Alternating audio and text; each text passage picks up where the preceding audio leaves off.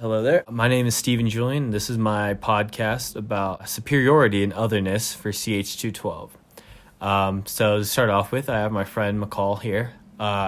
She hasn't taken this class, but I basically just wanted to start off by asking somebody, what comes to mind when you think of superiority and otherness when it comes to science and technology and how it relates to general society? I think about how our society has formed an environment where each kid at school has to show off their new iPhone or their latest Apple product, how they compare who has the better car and why they're better because of that.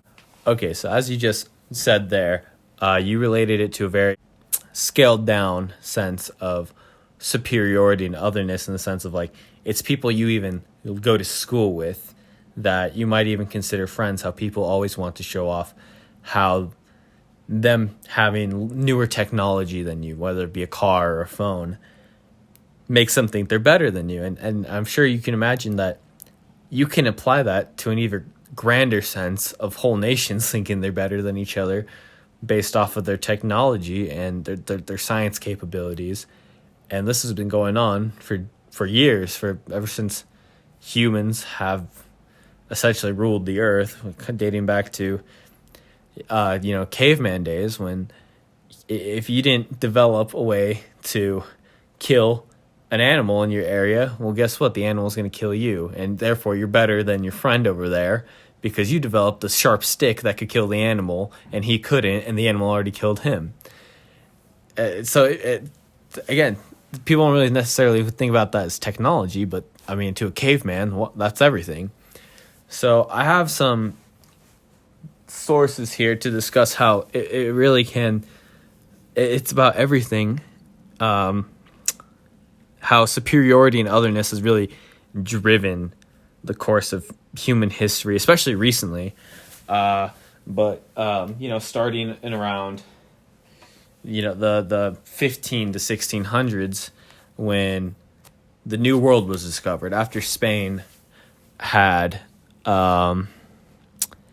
basically essentially found, discovered in quotation marks, the New World. And here we have an essay by Montaigne called Of Cannibals. And in there, he was discussing that basically how Europeans think they're so good because they have all this new technology, and how they can discover new lands because they have these ships and guns and whatnot. But on a human level, we're not really better than them. We're not better than the Native Americans, and it's wrong to think of them as barbarians because we don't have the same empathy for them as we do for our fellow or their fellow Europeans. And to me, that was kind of like a really crazy essay to read. That, wow, like, yeah, no. I'm personally from a Filipino half white, half Filipino family, and it's crazy to think that a lot of practices that my Filipino side has, my white side would view it as a sort of weird or really tribal and ethnic, and to them it's nothing. It's what they are. It's just who they are. It's what they practice, and unfortunately, we live in a very Eurocentric world where a lot of things that Europeans do are not considered weird or barbaric or ethnic or tribal. I went to Germany and I was in Bavaria, and I saw this like celebration where they literally just stuff tobacco up their nose. It's called like tobacco snorting competitions. And I was thinking about like, okay, whoa, how does nobody think this is weird? Literally shoving tobacco up your nose. But my Filipino family gets made fun of because we eat balut, which is a fertilized duck egg, and it just looks funny. I'm like, okay, whoa, this is so much more weirder than eating a fertilized duck egg. But I digress, like how Europeans, just because they could cross the ocean before everybody else could, automatically thinks they're better than everybody. And to an extent, it's like, well, yes, you are better at crossing oceans than me and conquering people, but on a deeper human connection are we really that different from each other? I kind of went in circles there, but I digress.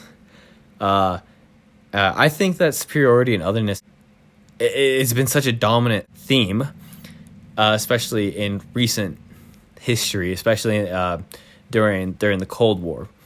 So I have here Section 102 of the Space Act, or objectives of Section 102 from the Space Act.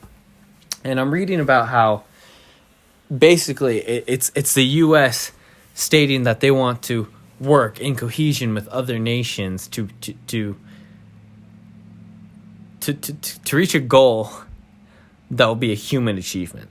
Which on paper it sounds really nice and it sounds really PC and everything, but deep down, just looking from the course of history and just knowing the context of it, this was really the U.S. trying to push for like a U.S.-based achievement. This is the U.S. stating that we're going to beat the Soviets at the space race to prove that we're better than them. And maybe sure it would be an achievement too for the NATO nations, but this is the U.S. really going out there to prove that we're better than the Soviets. And also that if we unlock space technology, we can also unlock new potentials for weaponry, which we saw now with satellite systems, satellite imagery.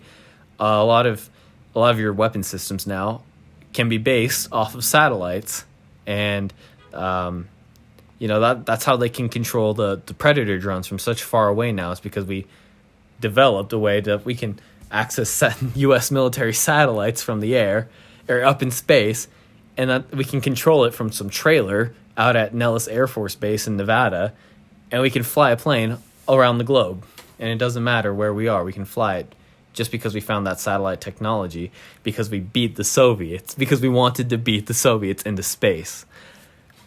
People don't really think about that. And while we're on the topic of the Cold War, my third and final, what would I call this? My third and final source is the movie War Games, produced in the 80s.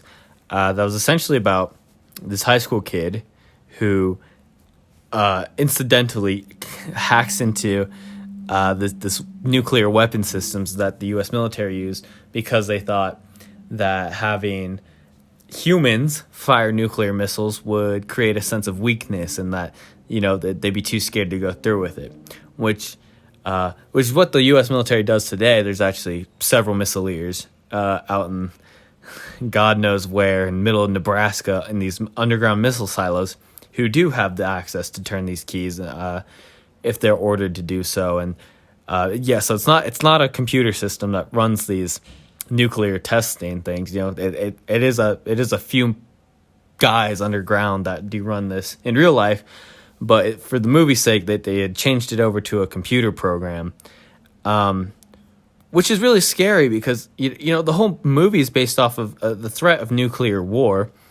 And today, we're watching it, and I was born post 9/11, post Cold War, and I've never really had that fear that nuclear war could be upon me at any moment now. But to my grandparents and my parents, like that was a very real threat to them. That was something that could happen had somebody decide to go berserk one day and launch nuclear missiles. And that's so scary that humans have wanted to be better than everybody so badly that we've come up with technology that can essentially just destroy us all through irradiation and mass explosions, and not to mention a nuclear fallout, which is really sad. It's a really dark and sad fact of human history that we have advanced to the point where we have created our own destruction.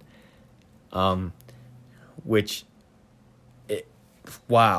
I can't imagine like the scale of it, that of hatred we have for our fellow man, just because they have a different set of beliefs than us and a different set of ideals.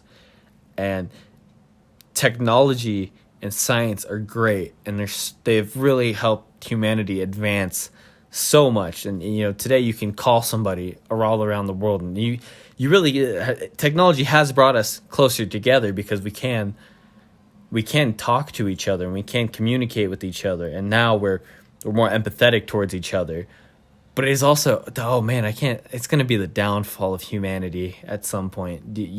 Somewhere along the line, something bad is going to happen, whether it be nuclear or some Terminator type deal where robots take over, or artificial intelligence goes crazy, and it's scary that it's our differences that are really pushing this agenda of oh, well, I don't believe in communism, and communism is bad for the U.S., so we're going to arm ourselves up, and they're going to arm ourselves up. We're going to blow each other to Armageddon if we don't get along too well. And I just think that's so scary, and that's such a dominant theme of science and technology and how it relates to societies, just how different our differences are really just fueling this fire of we need to be better than each other, so we need to have better technology. And thank you, and that's my thoughts on that.